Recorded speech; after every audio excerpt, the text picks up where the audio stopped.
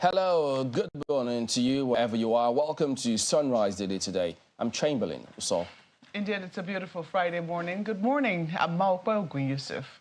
Yes, it's a bright. Yeah, because I'm feeling it in New York right now. Well, I guess we're in a hurry this morning, but we'll make haste slowly. It's a bright morning. Welcome to the program. I am Bukola Koka. Maya Makinde, good morning. It is the 23rd day in the month of June 2023. It's a Friday morning. Yes, Malpe. And what are we counting Thank God down it's Friday. to? We're counting down to the next Eid. Okay. But that's not the first thing Chamberlain is interested in right now. He's feeling New York right now, ain't you?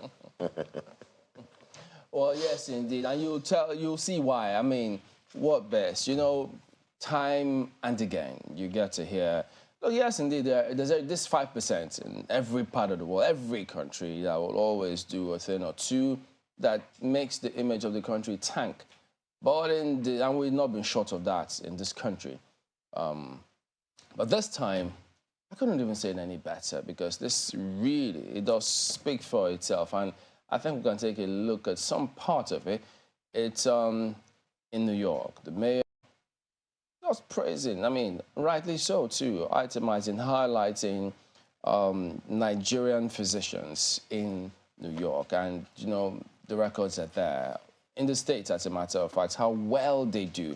And globally as well, how very well they do. We know several of them who have performed very groundbreaking surgeries, attained very lofty heights. Look, there are Nigerians who perform such feats in different professions. Make no mistake about that. But you always know that when certain other persons do certain things that tarnish the image of the country, you'll get a lot of that people will focus on, all of that. And that's why we need to introspect and see how we all, because we, wherever we are the ones who will be either marketing or tarnishing the image of our country. But in this particular case, that kind of smile you see there is what was on the face of every well-meaning Nigerian globally who heard of this song. Wait a minute, guys. Let's even listen to this just for a bit.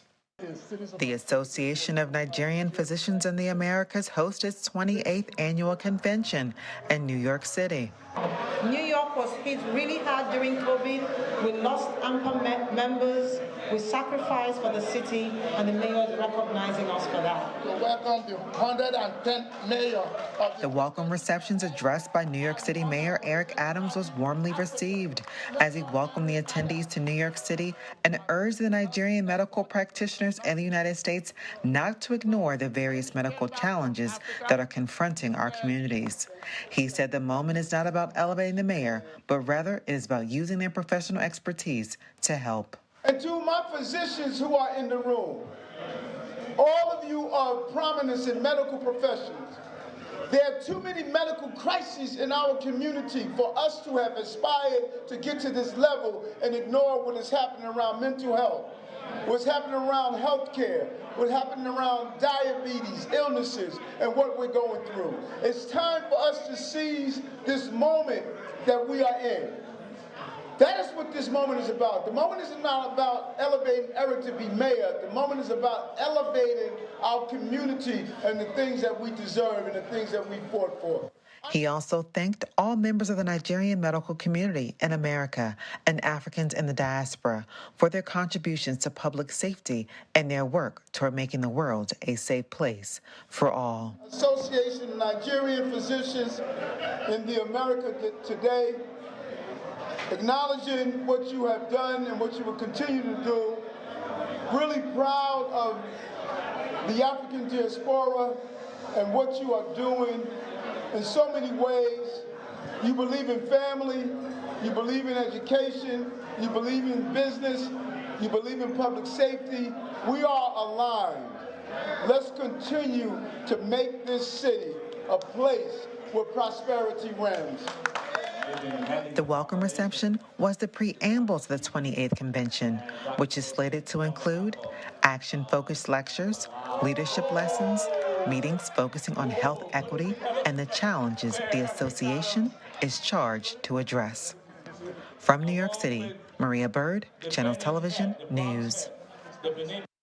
Well, certainly a moment of pride for us all. And, you know, Chamberlain, talking about the wonderful things. Every year they hold this conference in the United States. Yeah. And, you know, we always get to cover it because they always want to, you know, show Nigerians back home, you know, what it is that they're doing. So they always have this particular conference.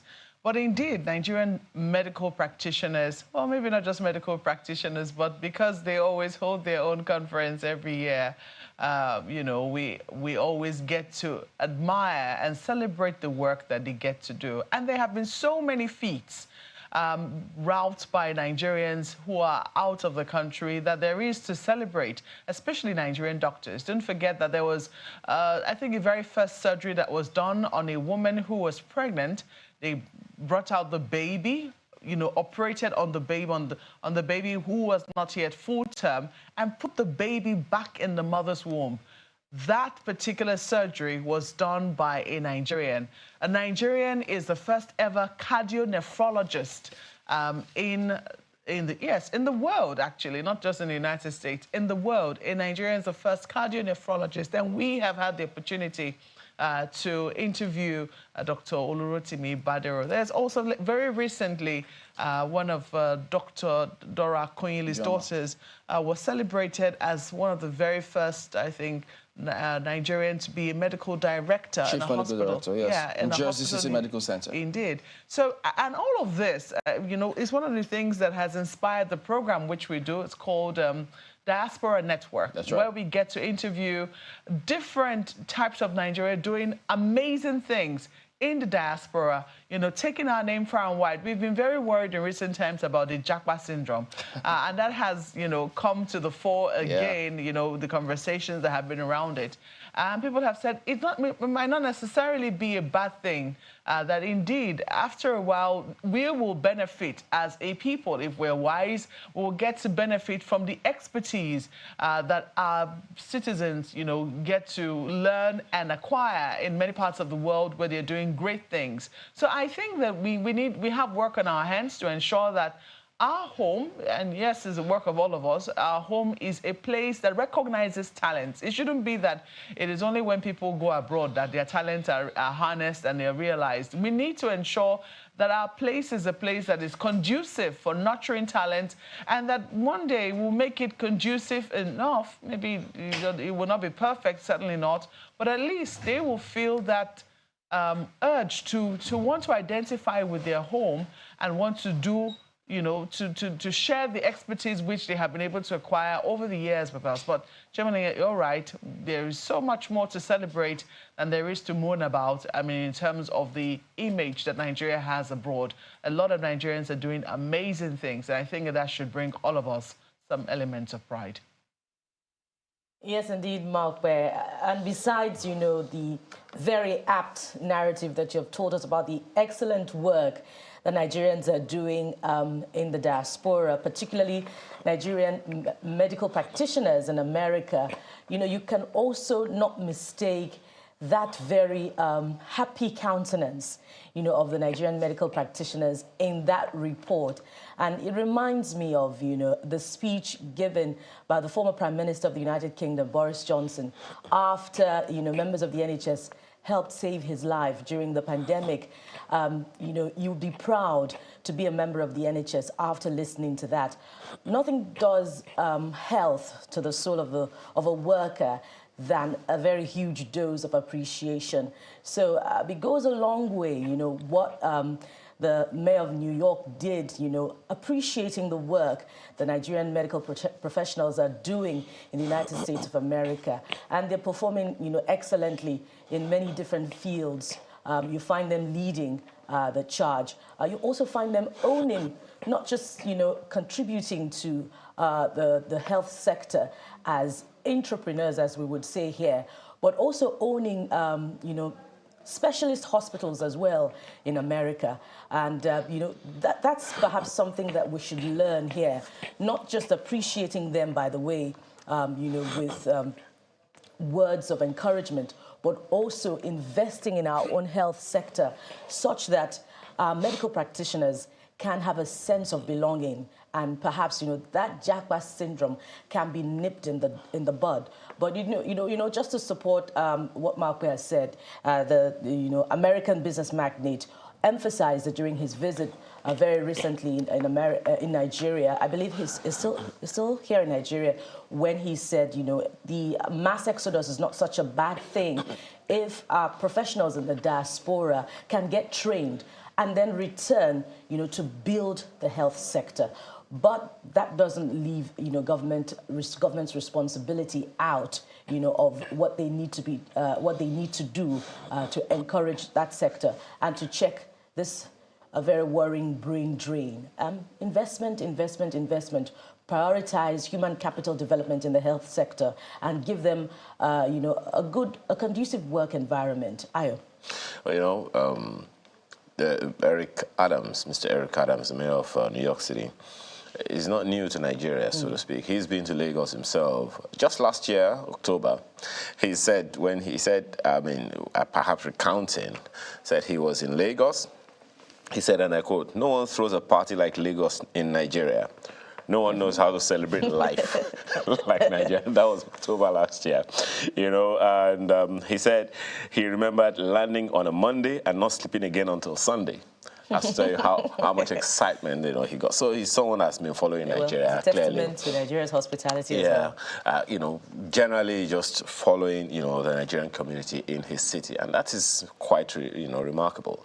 And to also say that, hey, that's not the governor of the state, as the mayor of the city, pretty much AMAC in Abuja. And do you guys have a mayor in Abuja yet? But anyway, we'll come back to that some other time. But what we're trying to do this morning is just to celebrate the fact that Nigerians are as resilient and as industrious as we are anywhere in the world. This is where we are now. This is what we always do. So wherever you are, as Chamberlain has said, shine the light of the country.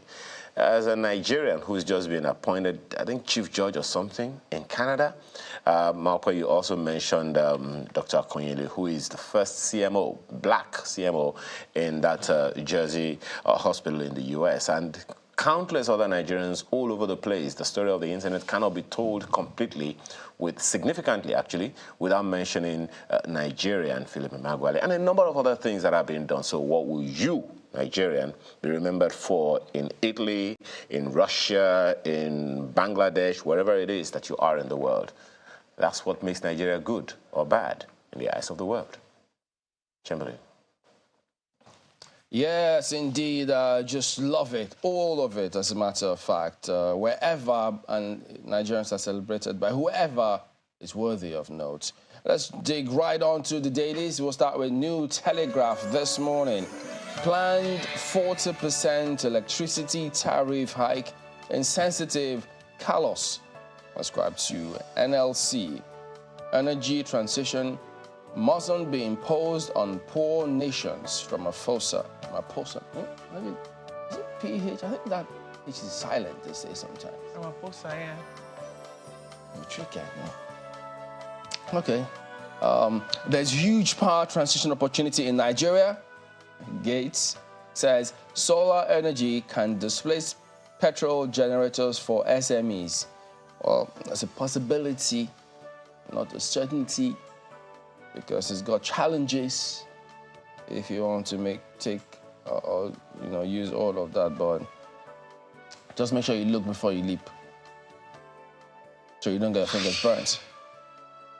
So this is the very first one we've got for you here. I'm sorry if you can't see that, but yeah, just a little bit of that for you all to see.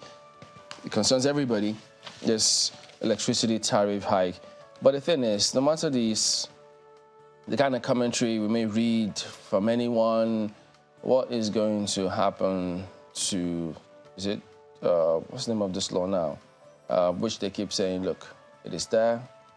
The time for which that increase will happen is stipulated in the law, and you have to stick to it. Or, if you don't want to, you have to do something about the law.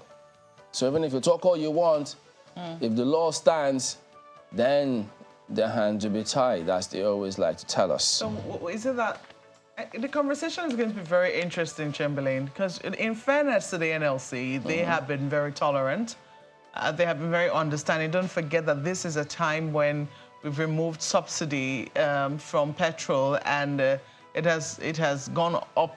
The price of petrol has gone up significantly. Yeah. We're yet to fully negotiate the what they call that now, the adjustments that should come, the not palliatives now, but the adjustments that should come as a result of such a of the removal of subsidy. Yeah. While we're still trying to agree on that, then we now have this this proposed tariff hike, and it would seem like it's about to start. I mean, even before the soft landing which Labour should get, not just Labour, Nigerians in general should get. So it is a lot indeed for for everyone to take on, and I'm sure that that's the reason why you're hearing Labour speak about it in such very aggressive terms, and in a way that says, no, we're not going to have this, not yet. It is insensitive and it is callous for anyone to be thinking about it right now. So it's just the same way we heard about, a conversation around salary increase. So some things that the conversation should, yes, they might have been in the works since forever, and yeah, they might be due, but this is certainly not the time to be talking about such things. That is why when we look at the National Assembly, their role, their place, what can they do, how relevant can they be to Nigerians, it's such a time as this. Because if these are the laws that are there, and they know how Nigerians are feeling the pinch economically, so what stops this 10th Assembly from saying, guys, look, this is going to be number one on our agenda, no matter whose ox is gored here, because we need to have a second look at this. I don't know if it's on the agenda. I haven't heard of it. In case you have, perhaps remind me or send me a message. I'll appreciate it. But they have to look at all of those. And they will always argue about appropriate pricing. So what do we then do? Investors won't come in if you do this and this. The same arguments they talk about when it has to do with gas, international pricing of gas. You can't do this with this. Oh, boy. But these are the realities. These are the realities in an economy that wants to go with liberal economics. These are the realities. But I think that people need to be empowered. I don't think that anybody is against paying for services. What people need is for them to feel empowered to be able to pay for those services. If people aren't poor, will they shirk from, paying certain things? If at the end of the day you spend all your money buying petrol and paying for electricity and leaves you with nothing, which is not constant. Which is not what we want in a liberal economy. People want to be able to save something. People want to be able to know that the future of their children is assured. They can pay school fees if that's what government is looking at in terms of those kinds of policies. I don't think that people will shy away from paying what is due if they know that they've been empowered to do so. Absolutely. That wraps it up with New Telegraph. Well, let's take a look at what leadership has on the front page for you this morning. It's a presidential poll they're talking about. Drama in court over claims of deleted results from Beavers. It's a page 4 read. Atiku's witness rejects INEC's demand to prove allegations with machine in open court. He can't justify claims when he was not in Abuja on election day. That's according to, they say, Tinubu. We know he wasn't in court, so most likely will be his counsel. PDP, ex-VP, closed case today. So you find that story on page 4 of the paper. But don't forget that, there was big controversy as to whether or not the beavers which was used for the presidential election should have been used for the governorship elections. Because there were fears that the data on them were going to be deleted. And INEC assured all stakeholders that, don't worry, the data has been backed up. So if this controversy is coming up in court, you might want to know what it is about on page 4 of the paper. You have a number of other stories there. Adeleke Ribadu Okowa Anna Dokpesi at burial in Edo. Yes, he was finally committed. His body was finally committed to Mother Earth yesterday. Agenebode. Page 6 will give you the details. Paris Summit, Tinubu world leaders plan onslaught against poverty, debt. Yes, indeed. You have a number of other stories at the bottom. Northeast, Southeast have produced fewest service chiefs. from 1999 to 2023. You might want to see the details on page 7. And Azu is writing on the back page, conversation with Azu, Buhari's legacy puts Tinubu in tight spot. Just in case you're interested in that conversation, flip to the back page of Leadership Friday. And from leadership, let's look at this Nigeria very quickly this morning, and it also trails on that planned increase on electricity tariff. And indeed, Mokwe, what you were paying for 230 units in the past, with this tariff, it's now going down to 130 units. That's a big increase. But apart from that, also, there are other Nigerians who have not received that 40% increase in salaries that federal government workers are enjoying. So how are they going to cope with this new tariff? But here's what Labour is saying. FG's plan to increase electricity tariff callous, says Labour, tells government to shelve hike to save the masses. It's a page 4 read, just in case you're interested in details of that and how Labour is going to handle that. Under that, you find CBN's ways and means responsible for Nigeria's high inflation rate, and that's ascribed to, I guess it's a former CBN Deputy Governor, Morgalu. And under that, this is very worrying. Erosion submerges 30 buildings, displaces 200,000 in Anambra. I wonder what this is going to come to when the rains, open in line with the, prediction by the Nigerian Meteorological Services that there'll be more rains this year than even what was experienced last year. And this is a sad one. 5 missing Titanic sub-crew killed after catastrophic implosion. I wonder if that has got anything to do with that name. Well, the Guardian newspaper is next. We'll take that to the tribunal. The Guardian newspaper has this one on its front page this morning. Flood of fury. It's not something you want to see, but hey, it will seem no respite for Bayelsa, Kogi, Rivers, 30 others ahead of another cloudburst. That is 33 states being mentioned out of 36 and Abuja. It's a big story on pages 4 and 5 of the Guardian newspaper. Definitely calls for attention because another bout of rains are coming. And look at the pictures on the front page. If you can, move the TV closer or move yourself closer to the TV screen, you would see it is indeed a flood of fury. But then look under that story. Again, NNPC fails to remit as Federation shares 786 billion naira for May. That is very, very concerning. Some books need to be opened to find out exactly what is going on in there. But there's another very, very concerning one for those who go to hospitals. All of us, I dare say. 20% doctors, 33% nurses diagnose inaccurately. That's from the federal government. It's on the bottom, at the bottom of the page. Stories on page 7. So how do you know which of them will do it right or wrong? Okay, that's a very, very, very pregnant answer. NLC cautions government against increasing electricity tariff. That's also right there on the front page, and a number of others. It's no longer business as usual in Nigeria. Tinubu rallies investors. Find that one on page 6. That's the Guardian this morning. All right, then take a look at Daily Independent next. Eid celebrations. DSS alerts on planned attacks on worship recreational centers. Are we back to those days? Many feared killed as gunmen invade Kogi community. Well, the service chiefs are trying to settle into their offices. So one imagines that once they do that, then they should rout all of this kind of scenarios and give Nigerians a much-needed confidence. After all, capital, they say, is a coward. The fleas when threatened. If there isn't security guaranteed, how it will vest. That's independent. Well, Vanguard also has the story. NLC, TUC, CSOs rise against hike in electricity tariff. Tariff hike insensitive, callous, according to NLC. Increase height of insensitivity to suffering masses. It's according to TUC.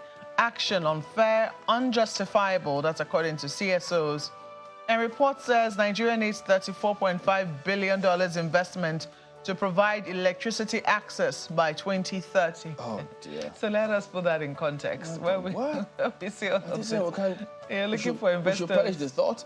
Okay, well, we're fishing for inventors now, so... Well, page 27 is where there's a will, there is always a way. Presidency denies approving salary increase for political office holders, judiciary, that is also there as well. You have a number of other stories, but Mr. and Mrs. is also on the front page this morning. I know it's a Friday, Ayo, but we'll just simply tell Mr. what you don't call Mrs. in her front, please don't call her behind her back, because little children are listening. And you also see on the back page, Vanguard, deep. Vanguard Sports, Flying Eagles cry over unpaid allowances, bonuses. Sports Ministry, we need to do better, please. Let's leave it there for Vanguard newspapers. Okay, Ayo, don't worry. We'll talk about it afterwards. We need to go to break, but we'll be back in just a moment. Stay with us.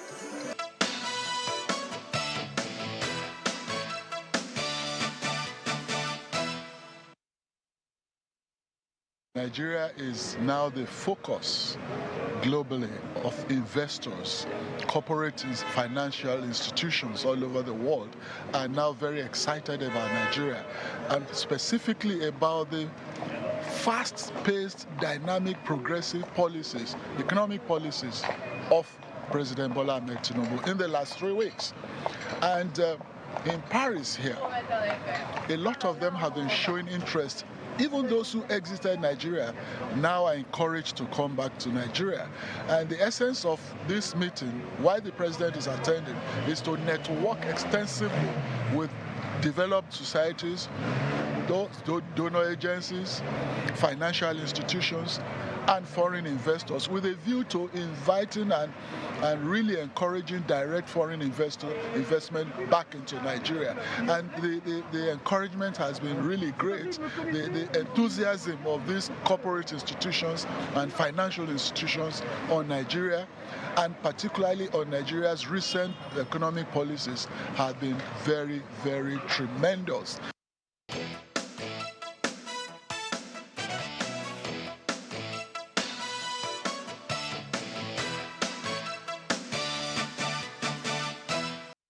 All right, welcome back. Well, those gentlemen will be joining us to talk about the president's visit to France, his meeting with President Macron, and then the investment drive and how people, of course, the country expects that a lot of things will kick on real quick and fast. Mr. Alakede spoke to some policies that's been announced, probably implemented in about 3 weeks, and the kind of impact they're getting from it.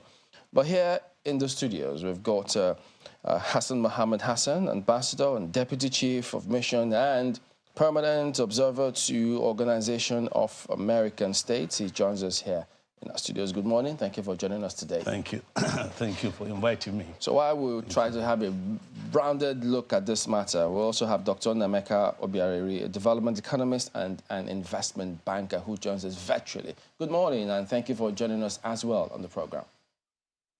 Good morning, Chamberlain and Mobe. Okay, so Ambassador, let's start with you. Could you give us a brief background? I mean, what did your job entail? How did you get on with it at the time? You mean my job? Yeah, at the time.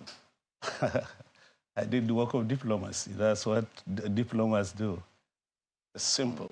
Okay. Yes. So now that, sorry, perhaps with this visit of the president to France, looking at it from a distance, of course, you know, people expect different things. Yes, there's a diplomacy angle to it. There's a business, investment, drive perspective to it, and several other perspectives. So from your perspective, when this kinds of visit happen, for those who think, of course, the country should benefit, diplomatically or not, but it should translate to some sort of economic benefit to the country, what should they expect? How does it play out usually? How it will play out is very simple. We are experiencing global meltdown in terms of economy, security, the aftermath of COVID-19, and so many others. And the world system is kind of skewed to favor certain parts of the globe, and others are suffering. And at Sharm el-Sheikh last year, many people started talking, and Macron gave an idea that he will sponsor a global compact, that is, countries that are relatively poor and countries that are abjectly poor, together with the countries that are industrially buoyant. They are indigenous of this globe, and their interactions among themselves produce what we call the world economy. So if one side is not getting the good aspect of the world economy, then there will be a problem. And that is exactly what the world is facing now. So he came up with a strategy called the Global Compact. And this Global Compact is aimed basically to readjust the world economy to the favor of all. That is basically what's taking place there, and that's what the world expects. That will be the outcome. So how should we, or do we usually approach these kind of matters? Because many think that, look, when they talk about some of these emissions, how they want us to cut back on certain things or take certain steps, they would have properly thought it out how it would benefit them as well. So, but for us now, if they say Nigeria or Africa should also come on board with this, I mean, Mr. Lake also did reference, how much percentage in terms of the global emissions does Africa even account for? Very little. So should we really focus that much, no matter how they tell us, well, you will get this, or we won't fund some of your projects if you don't have this global emission or green component into it? How should we approach it? That's the problem with the global West. Africa, I think, produces only 5% of the world carbon emission. And they tend to load it over us. That is, when an issue comes up, they tend to push the back, the back side of the deal on us. And when you look at the world financial system, borrowing, basically the international financial system allows countries to borrow at a certain interest rate. And the developing countries, mostly the range is higher to the developed countries. Is it deliberate? Yeah, it's deliberate because they own the World Bank, they own everything. So they don't want to stifle us by that? Stifling us is the issue now because we are not in a position to function. So if you have akara for sale and you are buoyant, you want to sell it elsewhere, those buyers of yours don't have the money, what do? So you give them money to augment themselves and also for you to be able to sell your products. So these are the basic things. Well, let me take this conversation now to Dr. Obioriri. It does appear that there is quite a bit of optimism in the air. Speaking with the president's spokesperson, he sounded very bullish about the prospect of Nigeria attracting some foreign investment in France and being able to bring in the much-needed foreign portfolios into the country. But then people will ask, have we done what we need to do at home to invite the foreign investment? Do you think that any foreign investor looking at Nigeria right now will feel comfortable enough to want to come and do business with us? There is no discerning foreign investor who identifies risk and return and look globally at what is happening in Nigeria that we want to step into Nigeria because Mr. President visited France and pleaded with them to come. Just like rightly pointed out, we need to put our house to order. And I also want to point out here that there is nothing like the world being against the poor. You know, cost of fund anywhere in the world is determined by risk-return analysis. The guest speaker at your studio mentioned the fact that the cost of funding lending to Africa or to Nigeria is more expensive than that of Europe. Yes, it is more expensive because any design investor must factor in his risk, must analyze the risk, look at the mitigant factors, and then price his cost to that risk based on his return. Look at Nigeria today. Why would an investor come to Nigeria based on what is happening here? There are identified parameters that make an investment destination attractive for any investor. One, there must be security of lives and properties.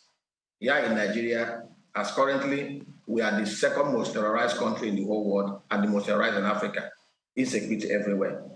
Two, issue of political stability, issue of legal stability, justice administration. An investor wants to be sure that if I bring in my money and there are disputes, will I be sure of getting justice within the legal framework of Nigeria today? Based on TI reports, the chances of getting legal redress, 7/10 is not there. The other issue is the issue of forex stability. Most investors will factor in the risk associated with this. I take us back.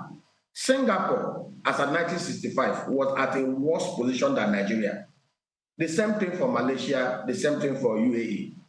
If you look at the exchange rate of the dirham to the US dollar, over the last 15 years, it has been stable, over around 3.65 to 3.67. But over the last 15, 20 years, the exchange rate between the dollar and the naira had been very unstable. From 1993 to 2007, it moved at 8 naira. From 2007 to 2015, it lost 78 naira. Then look at this. From 2015 to 2023, the naira lost 551 naira to the dollar, which is atrocious, the worst performing currency in the whole world. And look at what's happening in the forex market now. We've liberalized the forex market, which is very good policy step. But we've never taken steps to shore up the supply side. Today in the market, there is so much instability. Today it is trading at 762 naira per dollar. The next minute is at 815. Such instability gives cause for worry to a global investor. But like I said, it's good to make good policy pronouncements. It's good to be optimistic, but we must have to put our house in order.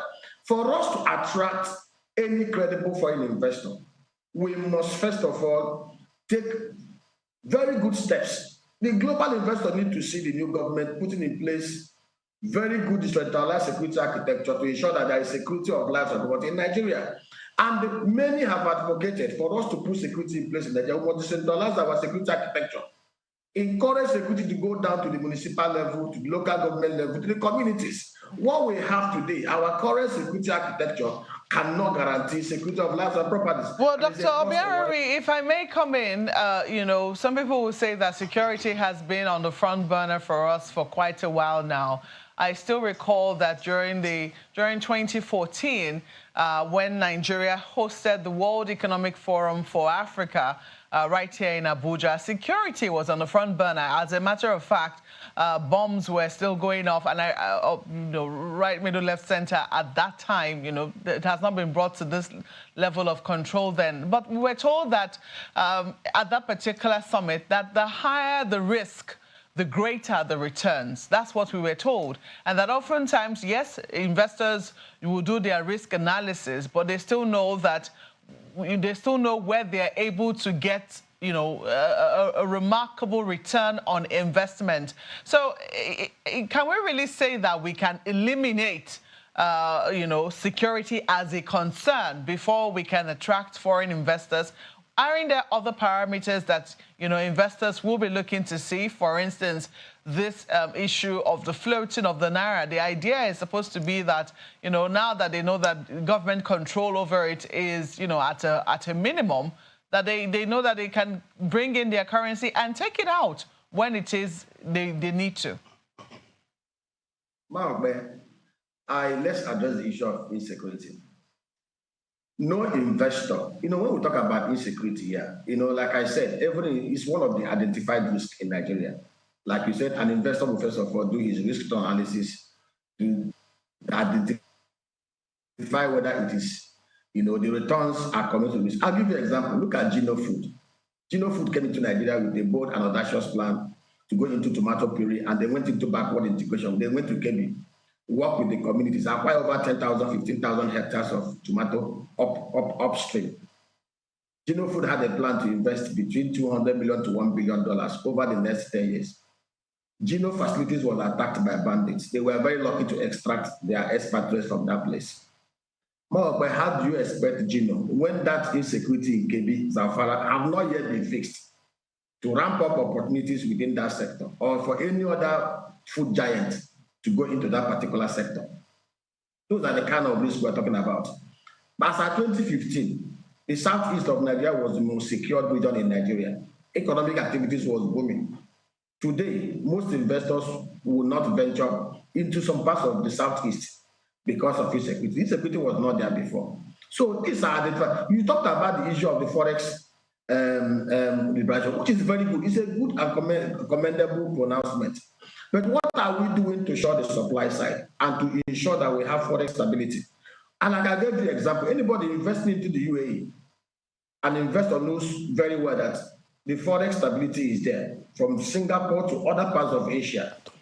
How do you ensure that, since we have liberalized the forex market, that we shore up the supply side by making sure that, first of all, the crude oil theft and are mitigated, output is ramped up to the level of 2.5 million barrels a day that we used to have in 2011. Because when we protect those assets and sell our crude oil without it being stolen, we will have enough dollar supply from that angle. What are we doing to attract the diaspora remittances to increase that volume? Let me tell you something most of us don't understand. The average diaspora inflow of $25 billion into Nigeria are just chicken change of most investors offshore. If we put in place program, the Central Bank of Nigeria should drive it and allow commercial banks to produce instruments that can allow Nigerians inflow their dollars at a higher rate in their DOM accounts. Programs that will attract them to bring in their money. Yeah, Dr. Byrd, I thought that is already in place, because there was that announcement by the government concerning the your access to your DOM account in the region of $10,000 per day. So I thought that should address this concern that you have raised. Isn't that the case? I'm saying is, yes, you can move your money out. Like I said, for us to have forex stability, remember that the value of any currency is determined by the demand of supply, the first of demand and supply. To show up the supply side, that is what I'm talking about. For us to maintain forex stability and stop the panic that is in the market, we must give confidence to investors to bring in their monies. Like I said, diaspora remittances can be enhanced. And how do you enhance diaspora remittances? The commercial bank should be encouraged to develop products that can pay at least up to 6 to 5% on those diaspora remittances. And again, to protect the corrupt pressure on the supply side, most banks now are floating Amex, American Express cards. It will shock you to know that most people that will acquire those American Express cards be politicians who use it to launder money. Central Bank of Nigeria must be very proactive, must be up to scratch to ensure that while we encourage inflows into Nigeria, we must take very proactive measures to stop the 60% demand pressure on the dollar based on corruption and the rest of them. So, Ambassador, don't worry. My colleagues have questions for you from Lagos as well as Dr. Byrd. So, guys, go ahead. Yes, thank you, Chamberlain. Coming off the back of Malquest's question about, the concern about what we should be doing at home, but yet again, let's tie this with, the need for investment in Nigeria and, in fact, in other African countries amid current realities. The removal of fuel subsidy, even in Kenya and in Angola, you find that taxes on petrol are increasing as well. But are we doing what we need to do at home, particularly when you, also recall the concern from the Debt Management Office that, there should be a caution on loans. So what are those, pitfalls that Nigeria should be wary of in negotiations with, the international community for foreign direct investment? Ambassador, that's for you. Okay. Thank you very much. The nitty-gritties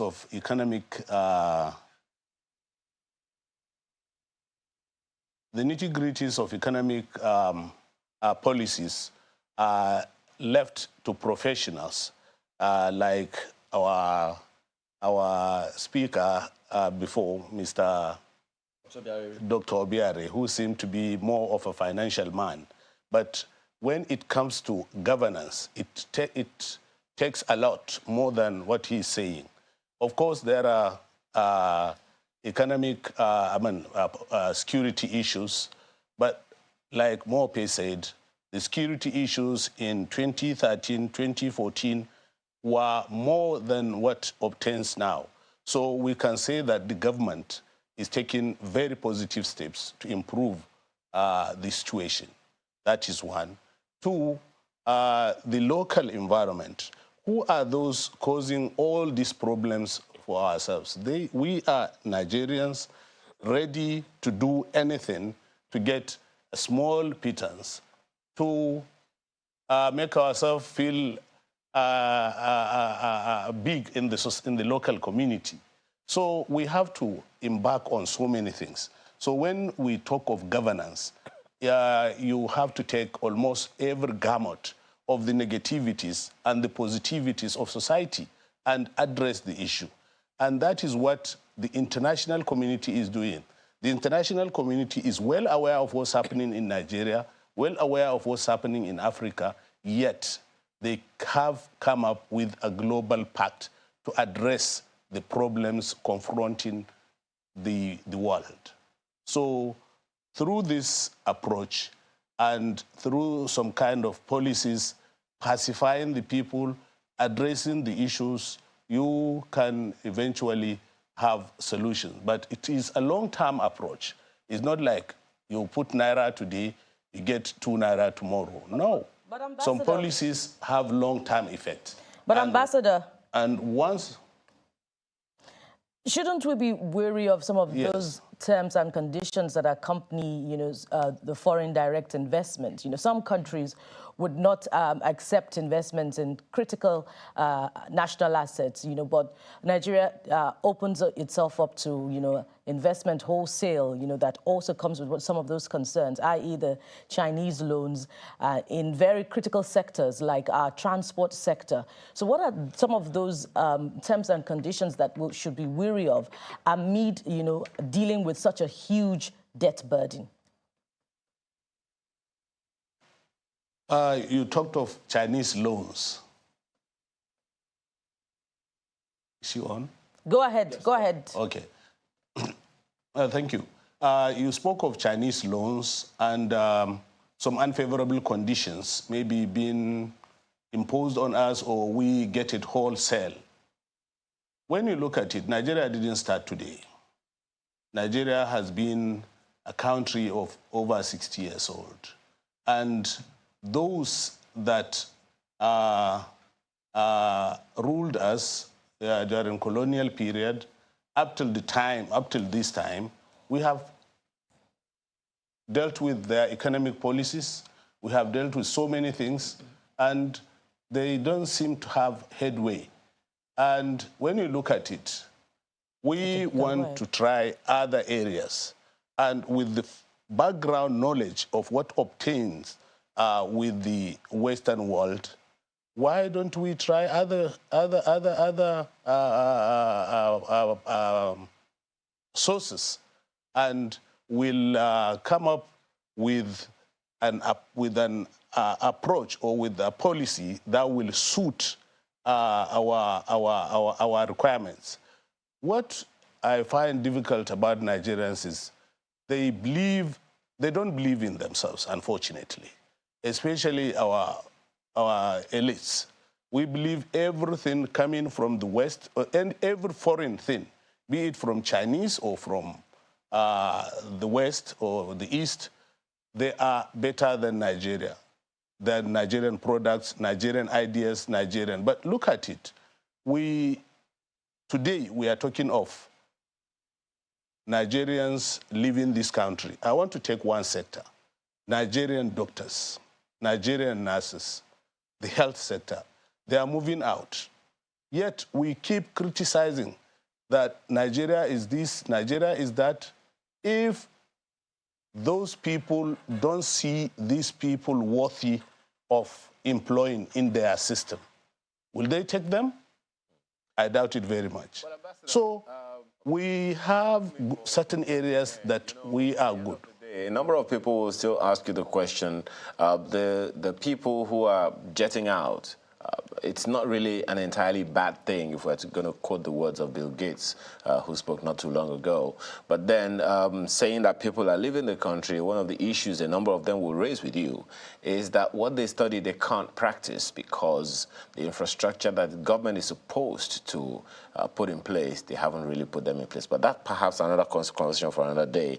Let me ask you, Dr. Obieri, you're a development economist, so you might be able to speak to the fact that it's not all federal government. You spoke about Kebbi State the other time, and Kebbi State is not the only one. That might be just one of those issues that we didn't quite get right. We understand that Kaduna State invited some foreign investors to set up a dairy system in the state, which the former governor, El-Rufai, was very proud that it's still up and running. Perhaps that speaks to me about the partnership of the federal government with the states in the area of inviting foreigners to come and invest in the country.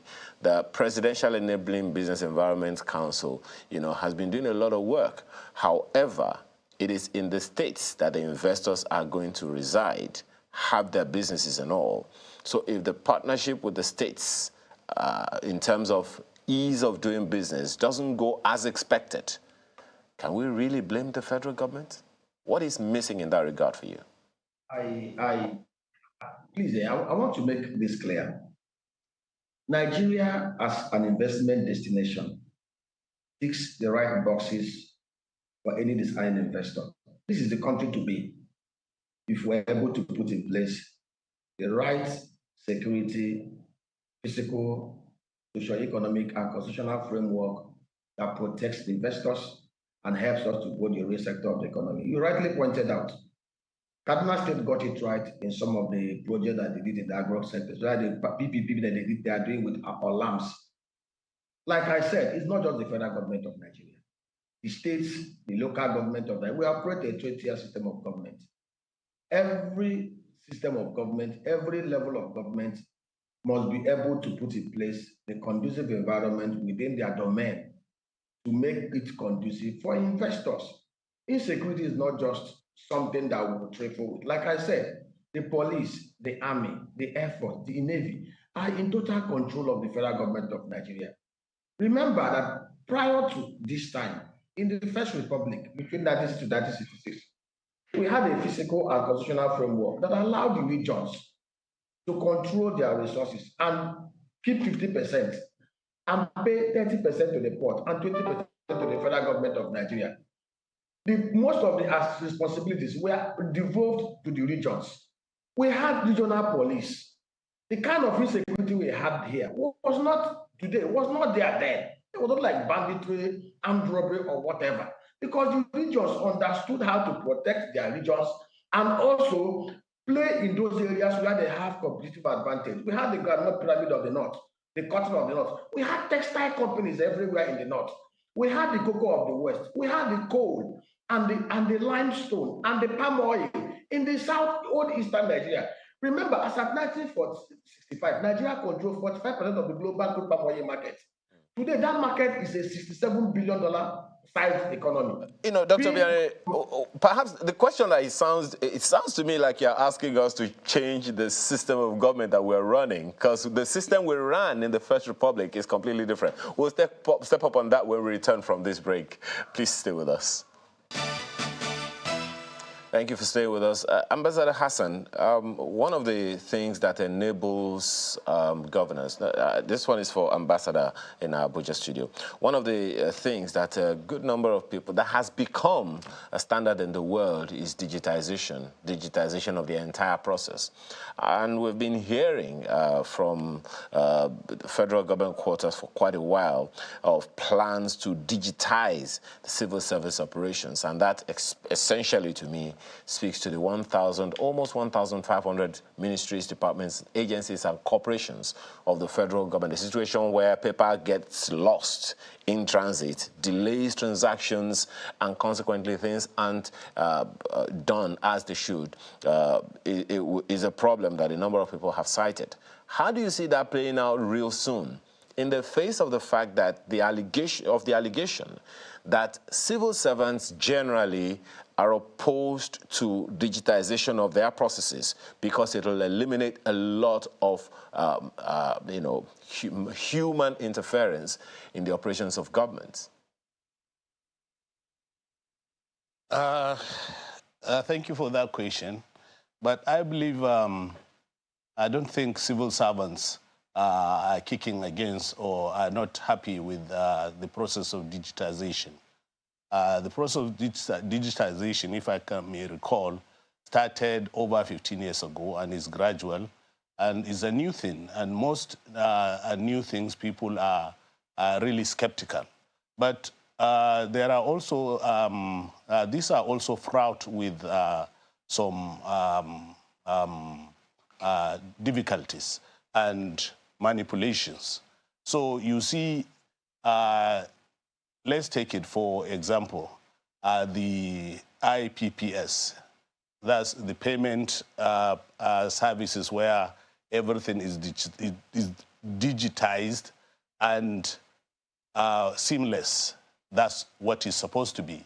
But only last week we heard that some people are manipulating and they are padding those salaries for a long time. They've been padding those salaries for a long time.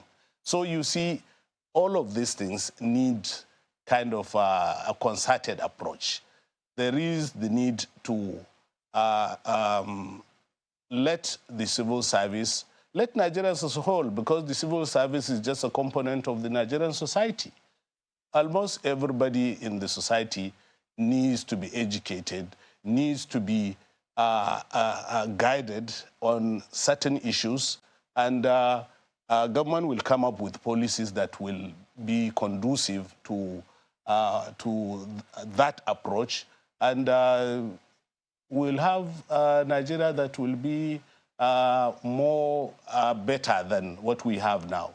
But to isolate the civil service, because it's not only the civil service, even the private sector, even a laborer on the field will want to shortchange the builder or something like that. So this is an ethical thing. If we get ethics right in the Nigerian society, there's nothing that will stop us, because Nigerians are viewed all over the world that they are very intelligent people, very smart people, and their smartness can be skewed towards the negative. So let's get people out of the negativity and come to the positive aspect. There we'll have our field day, and Nigerians will be respected all over the world. All right, gentlemen, as we wind down on this one, let me ask you, Dr. Byrd, with this new Global Finance Pact Summit in France, and the theme there is building a new consensus for a more inclusive international financial system, which suggests certain persons have been excluded.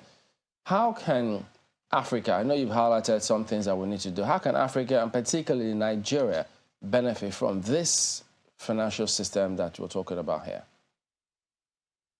Pointed out, Africa does not need to wait for the West to set an agenda for us to begin to rush after it. We have the African Union. If you look at the trade between African countries compared to what they are doing with the rest of the world, it's less than 5%. We have the African ACFA framework that have been put in place to smoothen inter-African trade. What leaders in Africa should do, and I thank institutions like the Afro-Exim, led by Byrd that have put in place, measures, financial instruments that can allow African nations to trade without recourse to the dollar. African nations must embrace themselves. The volume of inter-African trade must be at least 50%. If we can ramp it up to that level, and what are the things that we need to do? We need to bring the ease of doing business across the West African, Sub-Saharan African, and the rest of African frontier. We need to do link up of infrastructure. There was this idea of doing a rail project from Calabar all the way to cutting across the coastal waters to Lomé, passing Accra to the rest of West Africa. We also have the gas pipeline project, the KKB, that is being done to cut across and cover the rest of Africa. These are the kind of things we should be looking at, how we can partner together, how we can work together, how we can trade together without encumbrances. Make the ease of inter-African trade much better. Again, we also need to enhance security. Poverty is so rife in Africa, and the problem we have in Africa mostly is leadership failures. And leadership failures also has to do with the kind of electoral, malpractices we have in this place. Look at Singapore, look at Indonesia, look at Malaysia, look at those that started with us. In 1965, Nigeria was far ahead of this nation. Look at South Korea. The only thing we can do in Africa to help is to ensure that we improve on the processes. And electoral reform is very, very important. In Nigeria, we need to go back to the electoral reform report that was put together by Yad. We need to implement it holistically. When there is transparency in the electoral process that brings about the good leadership, it will dovetail to good governance. All right, Ambassador, let me come to you as you give us your thoughts, ending with this one. Now, yes, this kind of trips, normally we expect that there'll be a lot of benefits to the country, as we started out saying. So hopefully, when he goes, at least we expect that there'll be a lot more of these kind of trips. But from his perspective, in terms of Africa, do you think we actually have done enough? Because there still appears to be a wide gulf between African countries trading and benefiting. Yeah, actually, that's the essence of what they call, the promotion of trade amongst Africans? The AfTA? AfTA. That is the basic idea behind the whole thing. And you see, when you look at our background, we all, African countries all come from colonial background. And most of these countries trade easier. But the colonial masters had some kind of a model where they carry goods from their colonies to their metropolis. So in the process, over time, some elites from colonial times to this time, if you want to, that has been established for a long time, and people will find it easy to trade in that pattern. Right. But with this AfTA, it's going to be very challenging, very difficult, but with determination, that is the best policy for us. That is the best system that we can adopt to curb the incessant West through trade with the West. All right. We'll certainly look forward to that. And the president is expected to be back tomorrow. I think it ends today. So yes. The country will look to see how much we can benefit from this trip and several others that we expect them to make much later. Ambassador Hassan Mohammed Hassan is the Deputy Chief of Mission and Permanent Observer to Organization of American States. We've also had Dr. Nemeka Obiariri, Development Economist and an Investment Banker. Gentlemen, thank you very much indeed for your time here today. Thank you. I was. Oh, was, yeah. Okay. All right, well, back in just a moment. Stay with us. The communique that was signed the last time we had a meeting So if you look at that communique, there are some action items in that communique. So it's actually how will these action items be delivered? So, for example, we need to have a presidential steering committee that will oversee everything. Then we also need to have technical subcommittees because, for example, when you talk about the issue of CNG, so the issue of CNG, you need experts. The issue of CNG, you need those people that are willing to invest. In the issue of CNG, you need the National Oil Company, NNPC Limited, to come up with what they need to do and the time with which they are going to deliver. So all that, I mean, there are some technicalities that are required beyond this meeting. So those technicalities will now move into the technical committee. So those technical committee will subsume into the presidential committee. But all these, we must conclude everything maximum in 8 weeks. So those technical committee, some will submit their report in 1 week. Once they submit in 1 week, we implement. Some will submit in 2 weeks, we implement. But the last should not exceed 8 weeks. We could not agree broadly, totally on the final terms of reference, but we will work on that between today, tomorrow, and have the full terms of reference across all boards, because we are looking at having a broad 5 technical committees that will subsume into the presidential steering committee. Yeah. The meeting, as we promised the last time, when we adjourned, when Labour called off the strike and tabled their demands, we went through all those demands, and ourselves, that is government and Labour, went through all the items on their list, and we all said we were going to go back to our principals and make consultations. They also said they were going to go to the executives and members and make consultations so that we should reconvene today and move forward. And that's exactly what we did. We reconvened today, and then both parties went through this list and we ticked off the viable ones. Those things are broken into 3 different categories. The immediate, those that can be of low-hanging fruit in the immediate C, then in the short run, the medium term, and the long term. So those list of demands in terms of implementation and execution fall into those 3 broad categories of short, medium, and long-term, categories. So that's what we decided today, and then other meetings will still be held in order to cross the T's and dot the I's. Comrade Festus Osifo joins us next. He is the president of Trade Union Congress and Petroleum and Natural Gas, Pengerson for short. So that's why they made it that short. So we don't keep twisting our tongue. Good morning. Thank you for coming out here today. Good morning, Chamberlain. Thank you for having me. Good morning, Nigerians. Yeah, so that meeting has held, and we're waiting. So where are we now?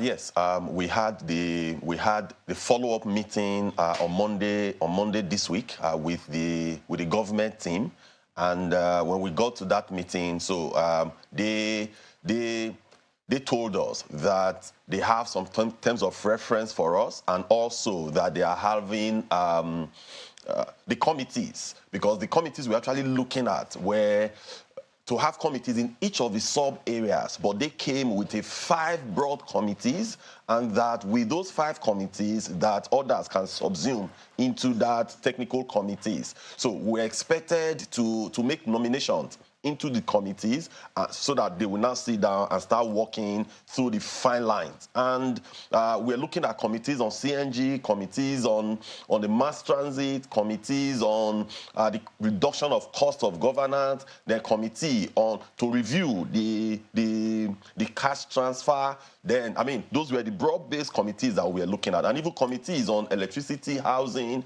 and the road infrastructure. So these were the 5 broad-based committees that the government brought forth, that this is actually their thought, but we said that they've worked on this for the last 2 weeks without our input, that, okay, it is also good for us to take it back and do some reviews and make some further inputs, so which we have also done. So the technical committees will now go into full swing, maybe effective Monday next week. Okay, so has the Labour gotten across to them saying, look, this is our position, this is what we think, Or has it happened yet? Yes, that is what we've been doing in the past few days. So we've been able to put our own thoughts together as to making input into what they have submitted to us. So we've done that. We did that yesterday, but the discussion will also continue today because, again, the things we also put forward on their part, they will also say, no, I think this one, that one, we will not accept. So, but the to and fro is going on behind the scene in such a way that by Monday, the technical committee will go into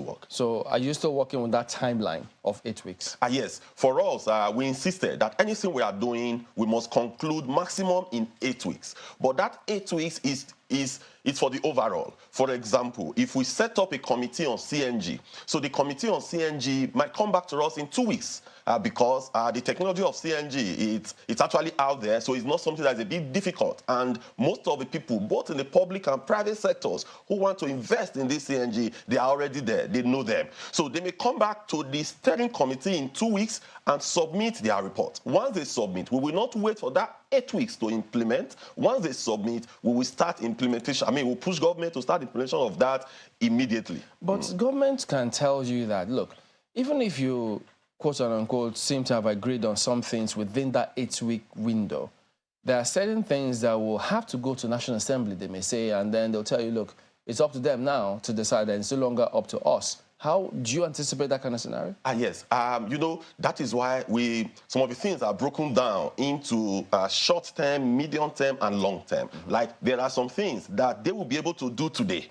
And those things that they will be able to do immediately, we get them to do it. Like things about, when we talked about that CNG, maybe somewhere around the program, we could talk a little bit on CNG because a lot of people, the last time I was here, when I left here, immediately I left, my phone was, people were asking, this CNG, what is it really about? We don't know much about it. Maybe I will put on my mechanical and petroleum engineering cap a little while to talk a little bit on it. But coming back to this, something about CNG may not necessarily need to go to National Assembly. Something about maybe tax holiday for those that are earning minimum wage or slightly above minimum wage may need to go to National Assembly because you need to amend the Tax Act and some of the finance bills and all that. So that may go to National Assembly. But again, we believe that as a government, and as this government is here as well, we believe that both the National Assembly and the executive, they should work in sync to resolve this. We have seen bills that were passed under 1 week, under 2 weeks. So this is a national emergency, and I believe all hands will be on deck to get them resolved. Okay, so you wanted to speak a bit about the CNG. Perhaps that yes. will be a good time. Yes. We'll be talking about CNG. CNG actually is a compressed natural gas. Yeah.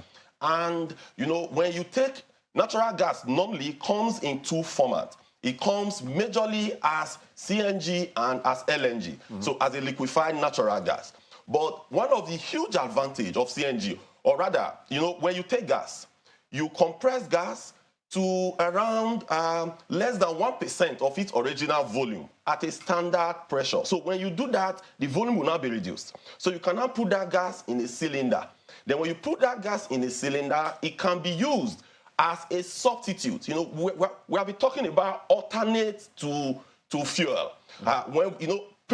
Basic economics talks about two items as close substitutes. So the CNG could be a substitute to petrol. So now, at the end of the day, this CNG is relatively much more cheaper compared to petrol. It's about 60% cheaper compared to the price of petrol. So again, it also now depends, the final price will also depend on the exchange rate. And also, CNG does not, if you want to convert your cars, it's relatively easy to do. Today, you could have that CNG in a cylinder. So that cylinder could be placed at the back of your vehicle and you have a conversion kit. So you could switch between petrol and CNG. In a lot of countries today, for example, like Iran today, they have over 3 million of their vehicles using CNG. There's the same thing with Pakistan. So I'm using Pakistan advisedly because, the situations in Pakistan is a bit closer to what we have here because they are not that developed country at all. And one of the huge advantage of CNG, like petrol today, if you have petrol leaks, you could have fire incidents. But one of the advantage of CNG is that if you have CNG in your car, let's assume there is a leak. CNG has a specific gravity, or rather, is lighter than air. So because it's lighter than air, it diffuses up. So the issue of fire relatively is not there. Okay, so just a few things, pardon me to jump in. Now, for this CNG, do we have the outlets that people can go in and have the CNG? Because yes, it's lighter, and you will also talk about the challenge that they may face in terms of fuel suppliers who may think, wait a minute, if these people go with the CNG, we might be, we will take a hit because people, if they see the benefit of CNG, not many people will go for fuel immediately. So how is that going to work out before we come to the LPG challenge of this? Okay, so clearly, in the area of that CNG, in Pengassan, we have been interrelating with some of the players in the field. One of the reasons they have not actually deployed these facilities and equipment into the field before now is actually because of subsidy. Because what they have said was that if PMS was selling as at that time at about 165 naira, that if they bring CNG into the market, that they will not have a market for it because PMS was being subsidized. But today, I can tell you that there are a lot of companies that they already have the technology, they are ready to deploy immediately because we have interacted with them in the last 1 or 2 years. They are ready to deploy. And the technology is relatively easy. It is not difficult. The cost of setting up a CNG plant is not just like, it's more or less equivalent to your LPG. So it's not as expensive or sophisticated when you compare to the normal petrol stations that you need a lot of outlets, so it's not as complicated as that. In fact, it is relatively easy, and at times too, it's just for you as well to pick up some of your cylinders. So it's easier compared to the petroleum product. And again, I understand that in Nigeria, those that are currently having fuel stations, they may want to sabotage as well. But that is why government exists. And that is why everybody must push. In fact, they can even install CNG plants. So if they have CNG plants, they may not also want to sabotage as well because they will also make money from it at the end of the day. Indeed, because we saw some time ago that the NNPC had tried this CNG thing where they were going to, there was supposed to be an incentive for Nigerians to convert, to try CNG. But a lot of people were very skeptical, and it would seem that they didn't push further after the initial, the initial media bleeds about what it was supposed to be about. Some people did convert, but then for those people, I wonder how did they? How were they getting their refill? Were they guaranteed refills? If they had to travel with such a vehicle, for instance, there are not too many stations that I know of that they could easily refill their tanks. Yes, that was the accusation that Labour put forward. If you remember, we have been having conversations with them from 2020 to 2021 on this CNG. But at the end of the day, they are aborted. So when we even asked NNPC, there was some level of squabbles between who will implement NNPC, CBN, and all that. So that was why, as at then, I could tell you that the investment from NNPC was not really massive. Because again, government, they were not serious on these discussions as at then. Because for us, we were telling them that before you remove fuel subsidy, that the best thing to do is to deploy the CNG. But again, too, a lot of investors that wanted to put their money into the CNG, they were also skeptical that they may invest in this process. At the end of the day, the subsidy may remain. So if the subsidy remains and PMS is selling less than the liter of CNG, that they will not have customers. So that was what happened. Then in terms of the conversion, yes, government as at then said they were going to convert some vehicles as at that time. But these are some of the work that the committee must do. Because in China today, a lot of the buses in China today that commute passengers from one point to another runs on CNG. In fact, in the world, they have the highest number of buses that run on CNG. So this model can be replicated. Why we are a bit optimistic that this substitute or this alternative will work? Because it has worked in countries with similar conditions like Nigeria. So in that technical committee, we are going to have experts from Labour as well. Government will bring theirs, who will bring ours, that will now sit down and design a process. And we don't expect the CNG committee to even last more than 4 weeks before we start pushing through. Are you saying that Dangote spent all those trillions to build these refineries. If CNG comes, who's going to buy this petrol? What happens? Yes. First, we are not expecting everybody to convert their cars to CNG. That's the reality. Even where CNG operates today, in Iran, in Pakistan and all that, Kuwait and Qatar and all that, you know, it's just maybe about 30–40% of the cars that are converted. And again, one of the interesting things is also that you can be driving. You can switch from your CNG to the PMS. So you can inter-switch. Because today in Nigeria today, if you look at the Dangote refinery that you said that is coming, or as a matter of fact, it's coming on stream in the next 1 or 2 months, it will start production from what they have told us. But again, that Dangote refinery is not just meant for Nigeria alone 100%. We have almost the entire West African suburb. So study has shown that in most parts of the world, people that use CNG are most especially the downtrodden. Those below the middle class. But those in the upper class and in the middle class, most of them can afford petrol. So they still stick with the petrol. I tell you, when CNG kicks in, because we've done some reports on this, and it is hugely beneficial. It will even give a challenge to LPG, cooking gas, because people will prefer that because it's cheaper, it's economical, it doesn't, it's not as hazardous as LPG. Absolutely. So they will go for that when they see the benefit. So all classes who will go for it without blinking. But in that committee, looking at all of the reports, everything in front of you, which one do you think that they may perhaps begin to implement real quick, if you could call it lowest hanging fruit? Yes, so we are looking at issues about tax holiday for some categories of workers, both in the private and the public sector. If, for example... Is it companies or just the workers? No, the workers. The workers. What about the companies? They're challenged too. Yes, no, but that's correct as well, because those companies, they are also Nigerians as well. Yeah. The ones that can be done immediately, it's a tax holiday for this category of workforce. Then they could also do the cost of living adjustment allowance as well. Then they could also, the issue of minimum wage. So we're talking about, will it be the issue of minimum wage or also the issue relating to wage award? So those are some of the things that we are discussing now. Will government just on its own to say we are giving you wage award so that next year we will sit down when we're supposed to discuss the minimum wage, we would have that minimum wage conversation. So that is also what government can do almost immediately. Then again, if you also look at this issue of deployment of CNG, we believe that this is something that can be done because we know from the Pengasan end, from the industry end, that there are people that are willing to jump into this almost immediately. So this can be deployed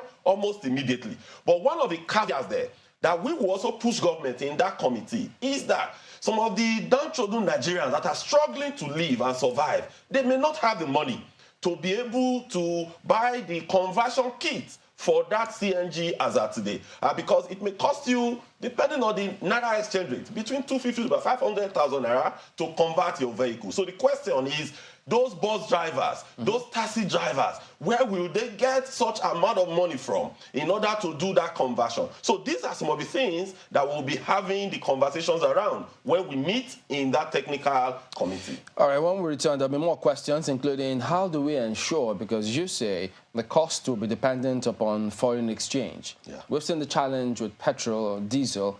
How do we ensure that we don't face the same vagaries with CNG at the end of the day? So that and more, my colleagues will take up when we return. Stay on with us. Thank you for joining us, or for remaining with us. Mr. Sifo, you know, one of the questions that comes to mind, first of all, tell us, where is the Labour and the federal government on the proposition of Labour concerning the minimum wage?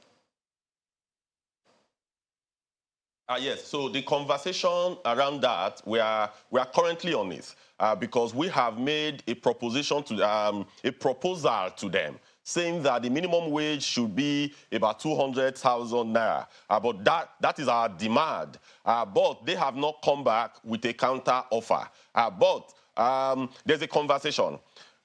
You know, the minimum wage negotiation is supposed to start next year by law. So now, should we wait till next year? But for now, on the immediate, the government will go ahead and declare wage award. Like, for example, you could heard what was done in Edo State when the Edo State government came out and said the minimum wage is now 40,000 naira. So the conversation is around the fact that if we should start today to start discussing the minimum wage, or the government across board would declare a wage award. So we are having that conversation right now. So probably in the next 1 week, it will be much more clearer on the direction that both parties will agree to go. But we clearly agree from both sides that something must be done to minimum wage. But what will be the format? Will it be wage award, or will it be the proper negotiations? If it's the proper negotiations,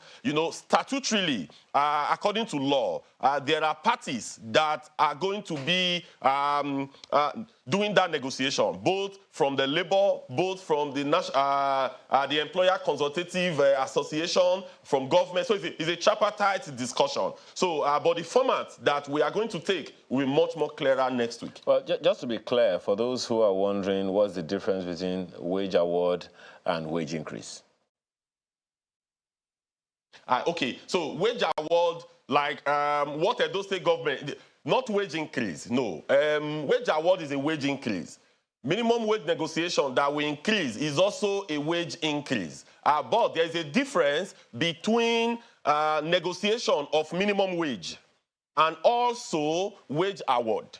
The wage award is a bonus given by government. So President Bola Tinubu could come out today and declare that, okay, moving forward, all federal workers are going to earn a minimum of 80,000 naira with consequential adjustment. So that is a wage award. But when we will now sit down with them and have a full-term negotiation, it could last for a month, it could last for 2 months, then it will now become a law. So that is a minimum wage discussion, but both of them leads to increment in salary. You know, there's a little concern that a number of people might have, and let me believe that you have that as well. On the one hand, the federal government has been saying this money does not exist.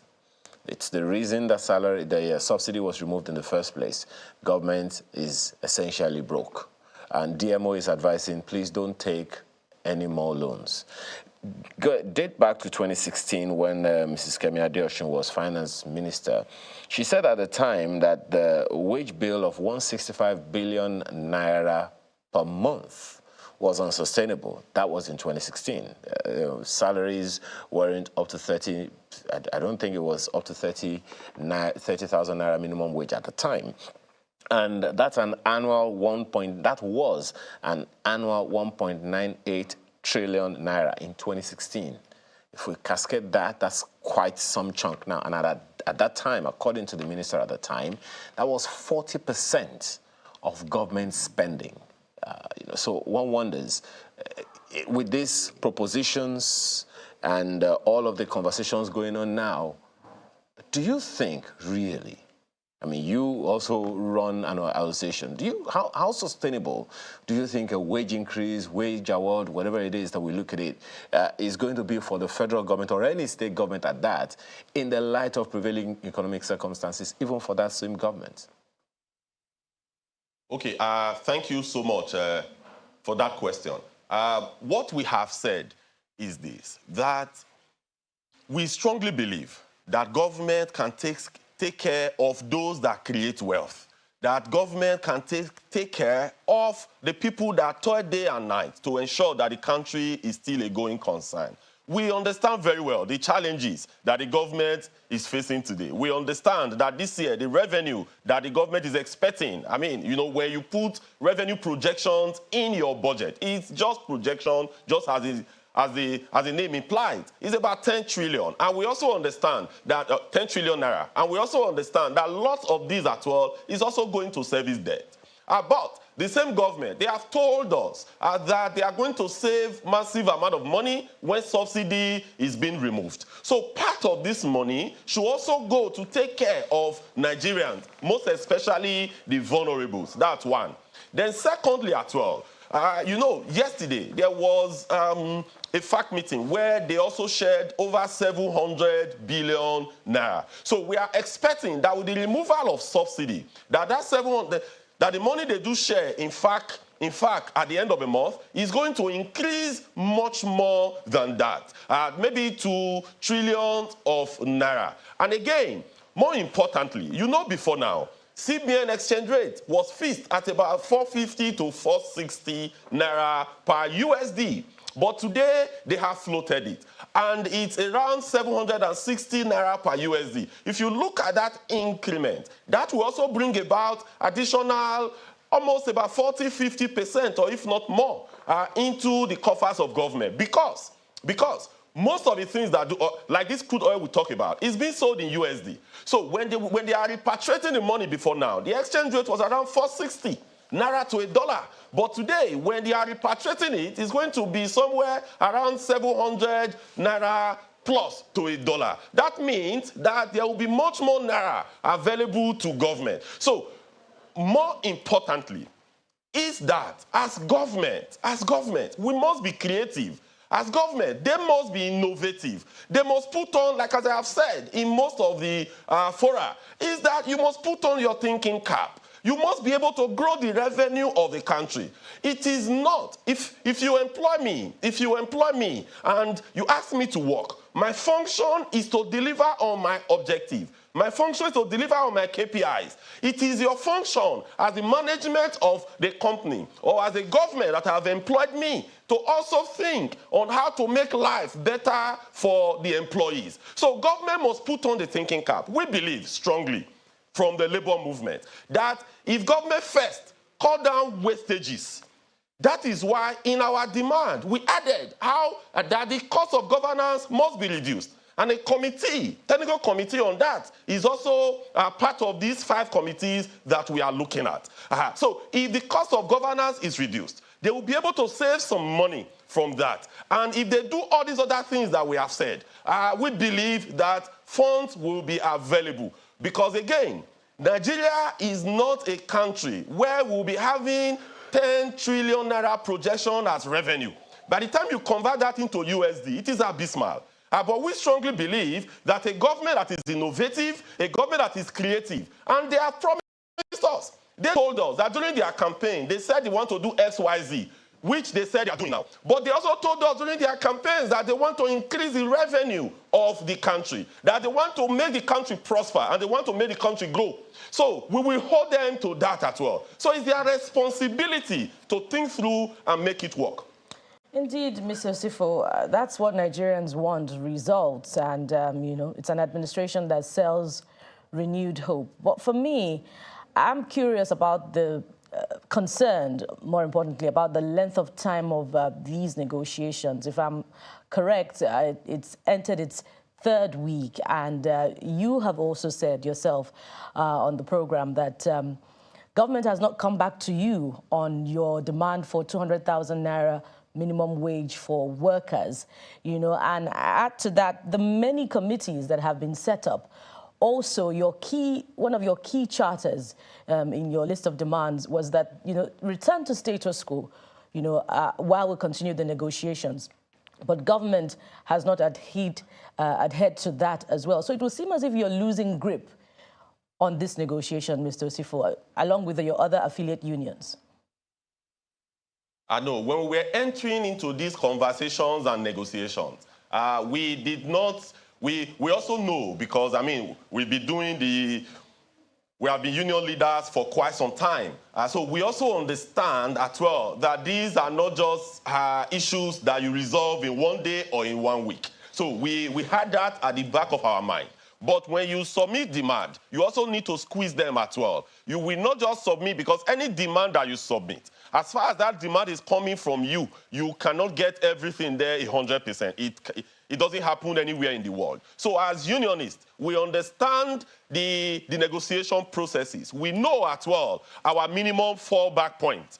So when we know our minimum fallback point, we now also need to have some markup in order to give room for negotiations.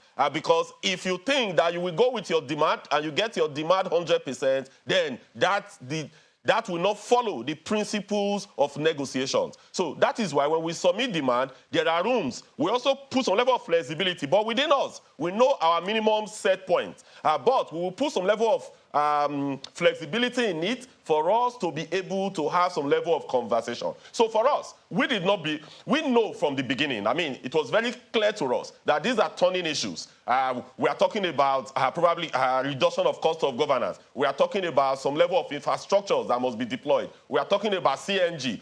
These are not things that we will just sit down and have a conversation one day.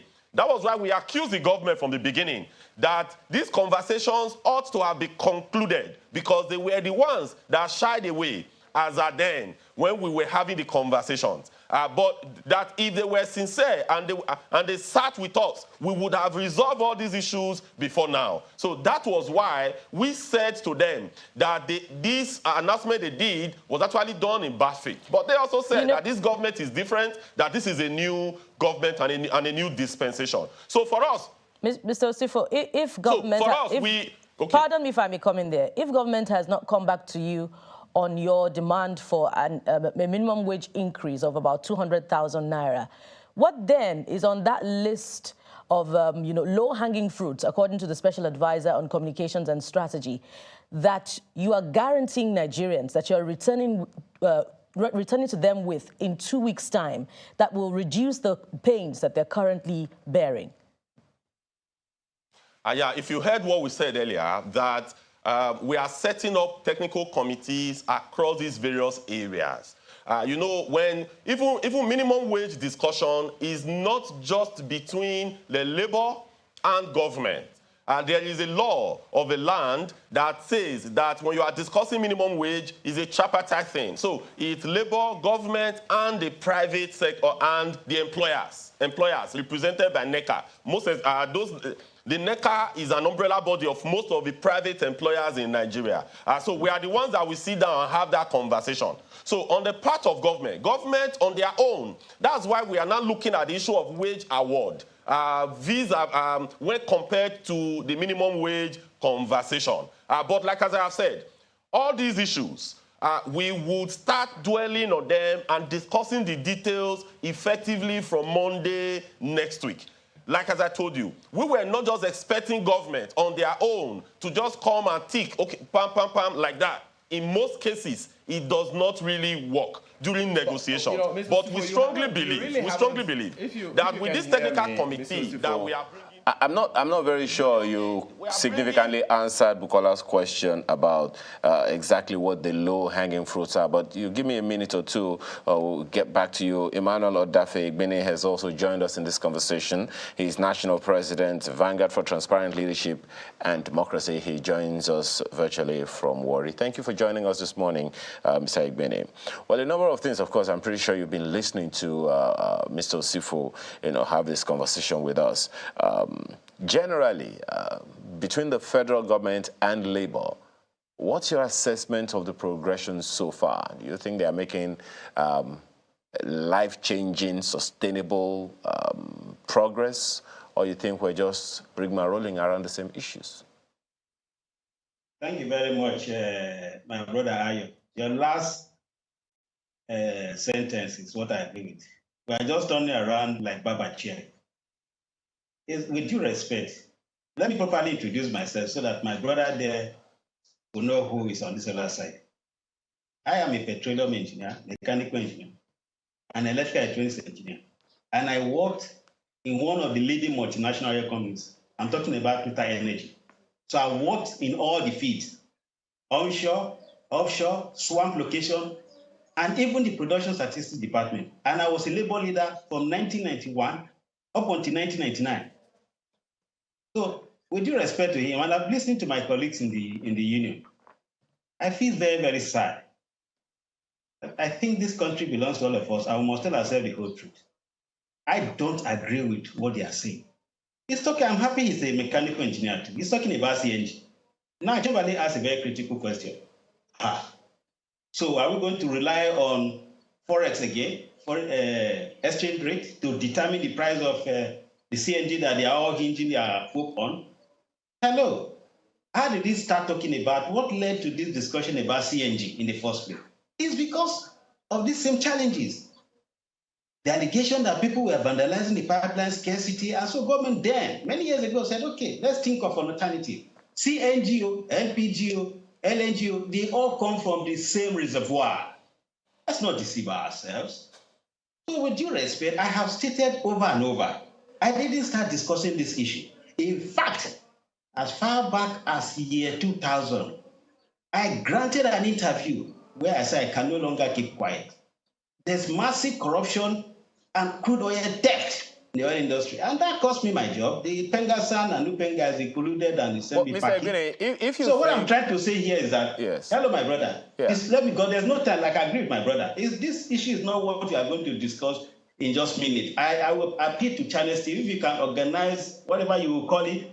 What I call it, what do you call it? Oh, presidential. I just wanted to ask you, just a quick one, because I mean, you've said that as far as you're concerned, you know, we're going about it the wrong way. What would be the better way, in your opinion? Because clearly, subsidy is outdated. Everyone agrees on that, unless you don't. So, but the effect of the removal is no doubt biting everyone in the country, including those who are comfortable themselves. Their budgets monthly budgets have increased significantly. So what then would you say should have been the better way to approach this issue in the interest of everyone?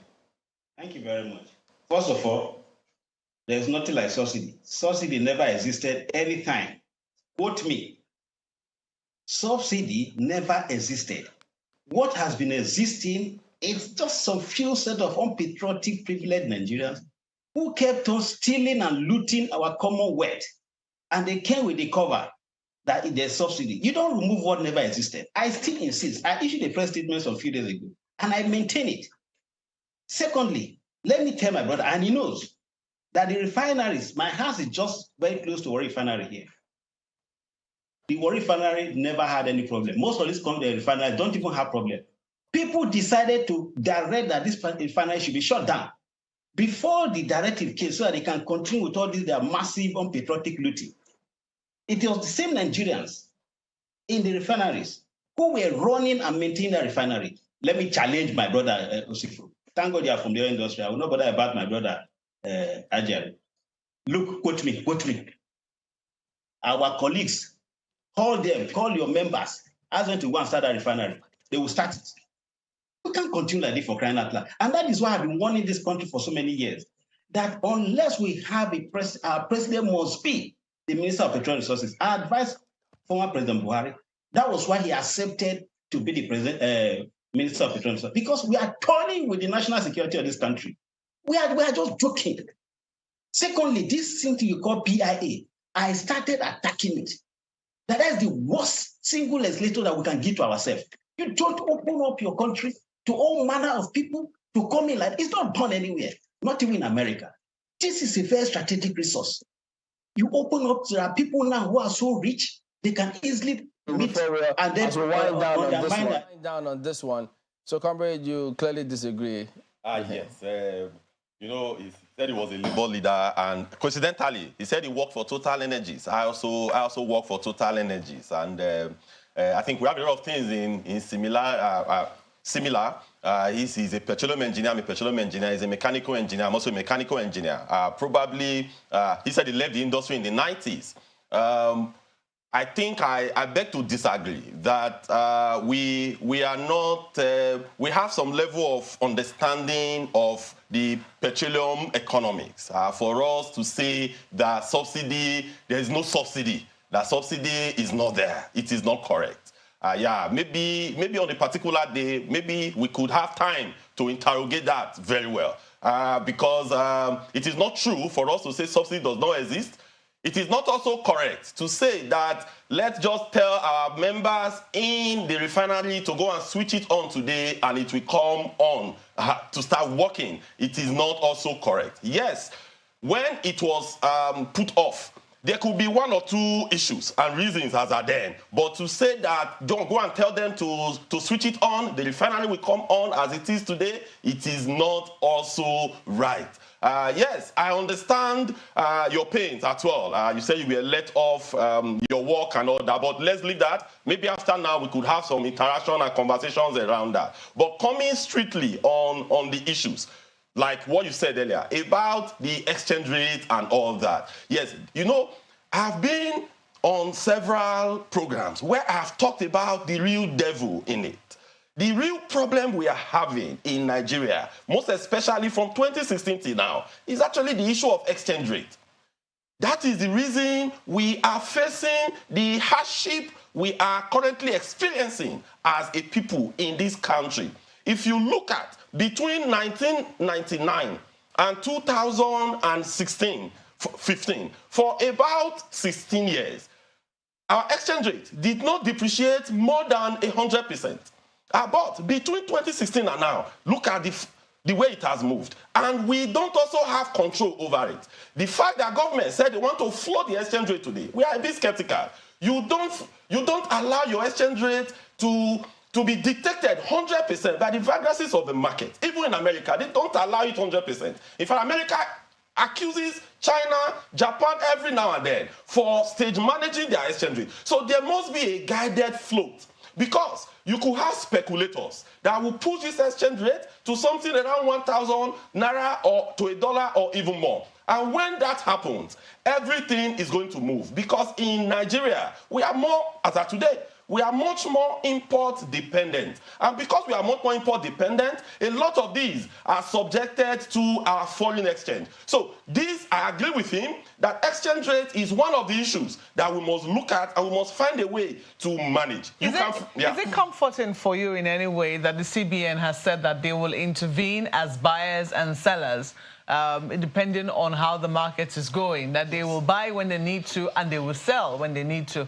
ensure that there's some, fairness, and to also prevent against what it is that you're afraid of, speculators making the price go above a certain threshold? This is what is done in other clients. They do it in China, they do it even in Germany, they do it everywhere, in order not to allow speculators come into the market. But we said CBN should come in now, not for them to wait till the exchange rate plummets to about 1,000 naira to $1 before they will now decide to come in. They have to start that intervention almost immediately, because everything, or most things in Nigeria, are dependent on it. Even the food we eat, because the fertilizers, most of them we import. Even the ones that Dangote is currently producing, he also looks at the exchange rate in order to fix the price of the fertilizer he sells to Nigeria. So we must look at that area very well.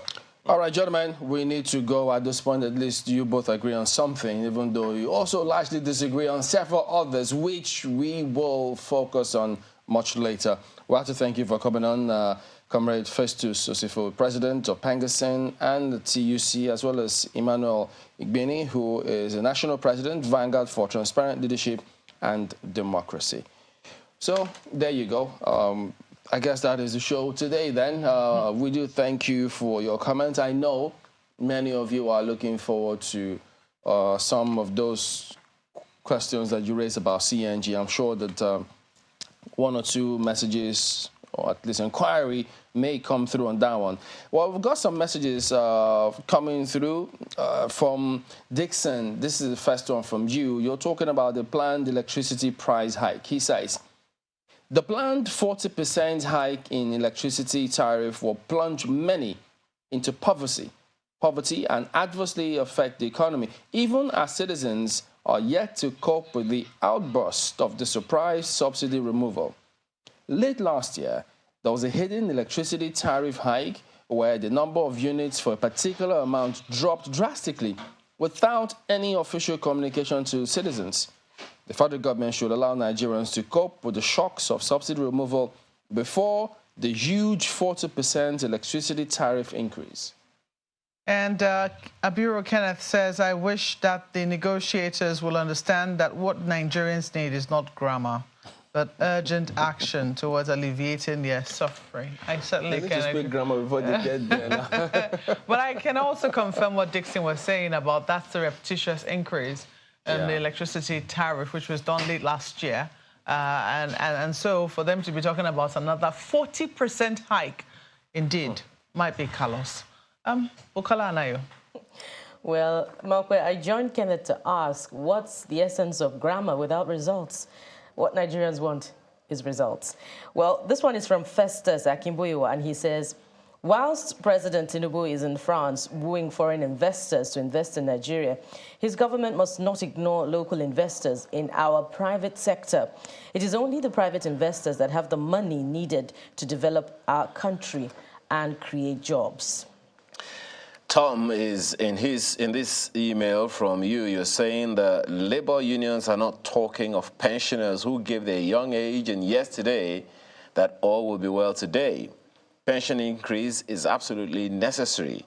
We're all pensioners because all souls alive will definitely get there. Well, that's the show today. Thank you for the privilege of being a part of your morning. Make the best of this day the best way you can. I'm Ayo Makide. And make not just the best of the day, but the best of the weekend. Thank you for watching. I am Bukola Koka. Indeed, have a great weekend. Thank you so much for watching. See you later tonight on Hard Copy. I'm Malkwe Yusuf. Yeah, and I hear many of you asking for allow both of them to go further, but time is the only limiting factor. We'll see you next time. I'm Chamberlain, so goodbye.